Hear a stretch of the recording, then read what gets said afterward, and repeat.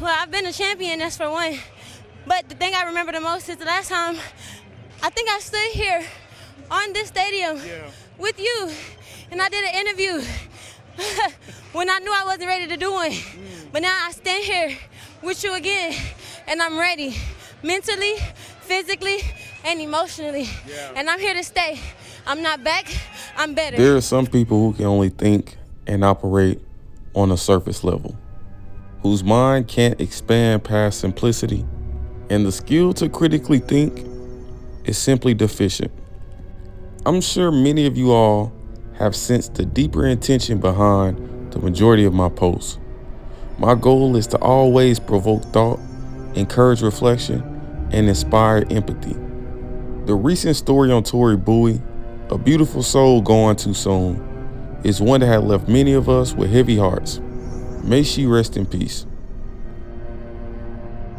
As we look towards the close of Sha'Carri Richardson's 2024 season, there's a visible sense of struggle surrounding her, not just athletically, but emotionally and mentally.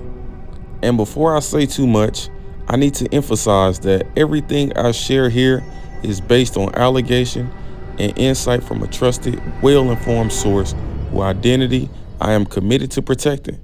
So I ask that you respect their privacy and refrain from asking for more details. But what we most focus on is showing compassion, understanding, and support before we witness another tragic downfall of a Black track queen.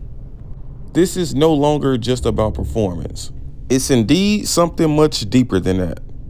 Sha'Carri, at only 24 years old, is already a 5-time world medalist, a feat that speaks volumes about her talent and drive.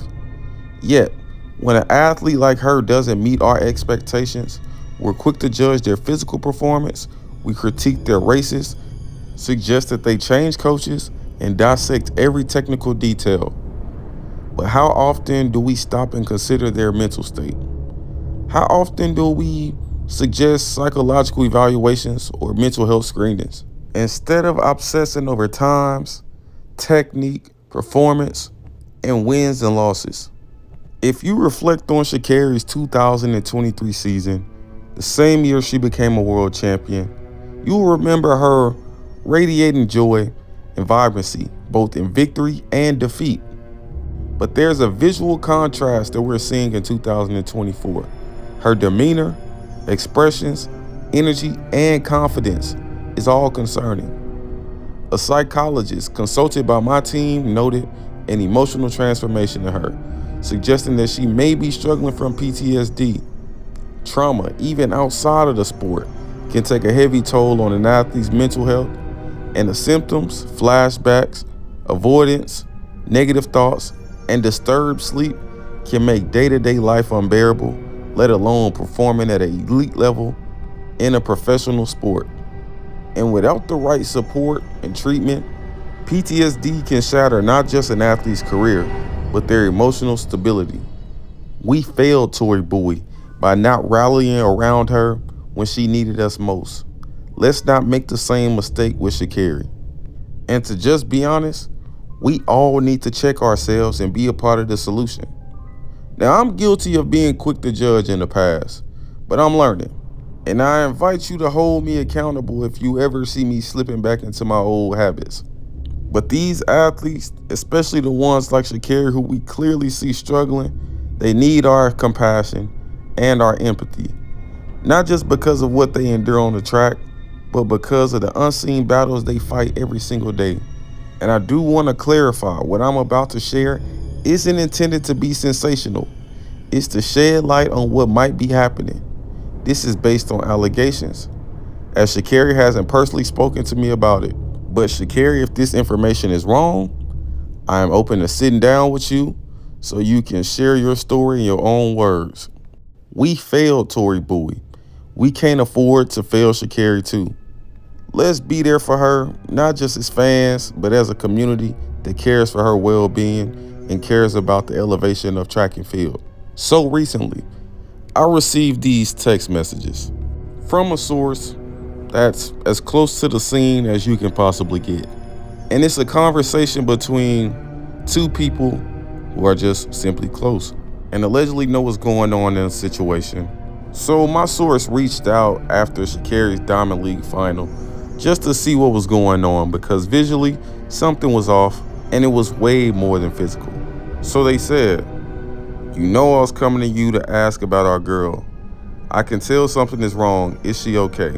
And our girl, referring to Sha'Carri. A person close said she's dealing with something. Something I can help with? And the person close said, something she has to deal with.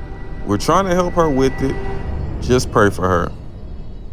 They want to know, like, is it an injury? Said, no, it's mental and emotional. A relationship with someone that she has is taking a toll on her. They want to know, like, is it a sexual relationship? Like, is it a guy? They said, I won't say. Just please pray for her strength and getting through this. Never seen her this fragile. And so up to this point in the messages, we know that she's dealing with something emotionally and mentally from a relationship, in some type of relationship that she's in. We don't know what type of relationship it is. It could be a family relationship, a sexual relationship, a coaching relationship, just some type of friendship, but some type of relationship is causing her to suffer mentally and emotionally. And the source wants to know, is it physical? And they said, I can't say for sure. A massage therapist told me that she had bruises on her back. So that's like in some form insinuating that some type of physical abuse may be occurring. Then the source wants to know at this point, do you think she's in an abusive relationship? And a person really close to the situation said yes, and mainly mental. They want to know why mental. They said her success last season, now she feels guilty that she's on the next level and certain people aren't supporting her, but making her feel like she isn't worthy. And if honestly, if you think about that, that's pretty much similar things that happened to Tori Bowie. But in this grand era of social media, more than likely it seems super amplified. And the source say y'all gotta help her get out of it. And the person close says, Carrie has to make that move. We can only support her. This season has been tough on her mentally. The public is making it worse. I'm praying for her. Maybe she needs a social media cleanse. And the person close says, she isn't on social media like that. And so for further insight, just as a track runner, I do want to say it does not matter how immensely talented you are, because we know Sha'Carri is one of the top most talented athletes we've ever seen competing the 100 meters. But it doesn't matter how talented you are, because there's 3 components that you have to have on that day to show your full potential. And that's mental, emotional, and physical stability. And if any one of the 3 is off, you will not perform the way you want to perform, or even that you may have be expecting to perform.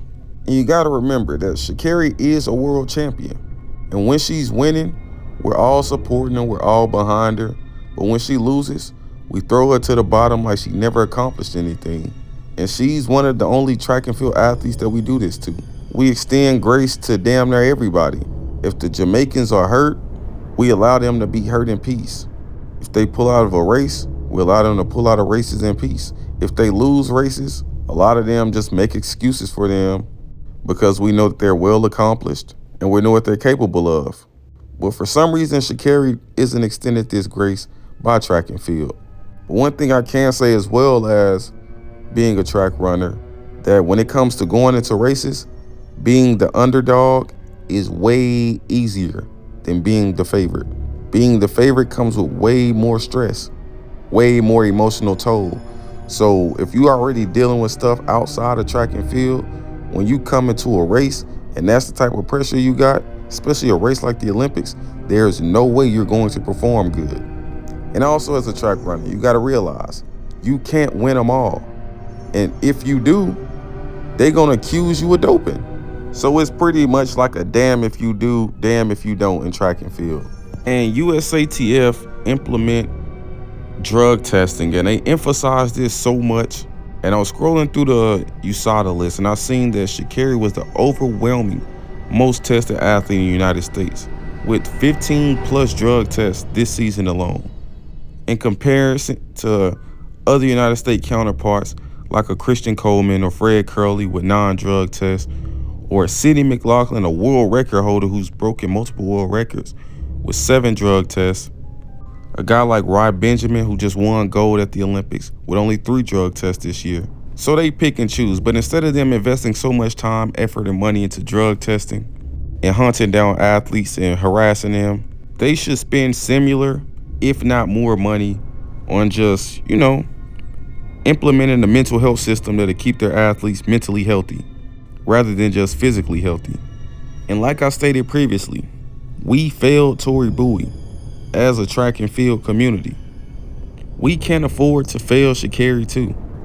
Y'all let me know what y'all think down below in the comments. Be sure to subscribe to my channel and also follow me on Instagram. It's linked down below in the description. Till next time.